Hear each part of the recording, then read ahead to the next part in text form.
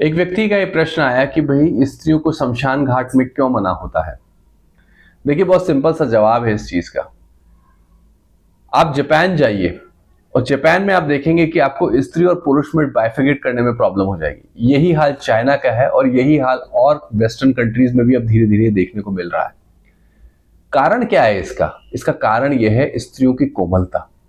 जब स्त्री बहुत ज्यादा वर्किंग करने लग जाती है, रुथलेस हो जाती है वो, ठीक है, वो क्योंकि पुरुष में ये जीन्स की तरफ से यानी वाई क्रोमोसोम जो होता है ना, पुरुषों को रुथलेस बनाता है। इसलिए वॉर्स में पुरुष जो है वो लड़ सकता है, मार सकता है, खून कर सकता है ना। जो कॉम्बैट होती है, 1-to-1 कॉम्बैट में पुरुषों को भेजा जाता है। अगर यही चीज स्त्रियों के साथ की जाए, मान लीजिए उनको शमशान घाट भेजा जाए, तो शमशान घाट में क्या क्रिया होती है? कपाल क्रिया होती है, जिसमें सर फोड़ना होता है, कपड़े हटाए जाते हैं, जलाया जाता है, घी लगाया जाता है। अगर ये क्रिया स्त्री करने लग जाएगी तो उसकी कोमलता कम हो जाएगी, और अगर स्त्रियों में कोमलता कम हो गई तो उसका इफेक्ट जो है उसकी नाभि पे पड़ेगा। और अगर नाभि पे इफेक्ट आने लग गया, क्योंकि नाभि की प्लेसेंटा से जो है वो बच्चा जुड़ा रहता है, और नाभि अगर कमजोर हो गई तो आने वाली संतान जो है वो वीक होगी, वो उत्तम गुणों वाली नहीं होगी। इसीलिए स्त्रियों का जो है वो शमशान घाट में जाना जो है वो उपयुक्त नहीं है। बहुत से कार्यों में स्त्रियों को जो है वो अनुपयुक्त बनाया है। हमारे वैदिक सनातन धर्म में जो चीजें बताई गई हैं, देखिए सनातन है ना, बहुत डेप्थ वाली चीज है, लेकिन लोग उसको नहीं समझते।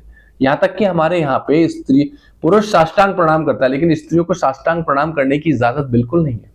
इसका क्या रीजन है? इसका रीजन यही है क्योंकि नाभि जो है अगर पृथ्वी पे टच होगी तो पृथ्वी से सक कर लेगी वो ऊर्जा, पृथ्वी उसकी ऊर्जा को सक कर लेगी, उसका जो मैग्नेटिक पावर है उसको सक कर लेगी। तो इसीलिए जो है वो स्त्रियों को जो है साष्टांग प्रणाम की मना की गई है।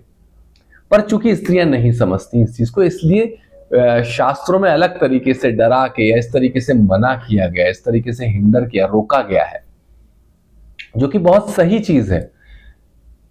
इससे हमारा जो इकोलॉजिकल सिस्टम है वो बना रहेगा, अन्यथा प्रॉब्लम्स आना लाजमी है। और आज हो भी रहा है ना। आप देखिए ना, जापान में आप देख के पता नहीं चल सकते कि कौन स्त्री और कौन पुरुष है।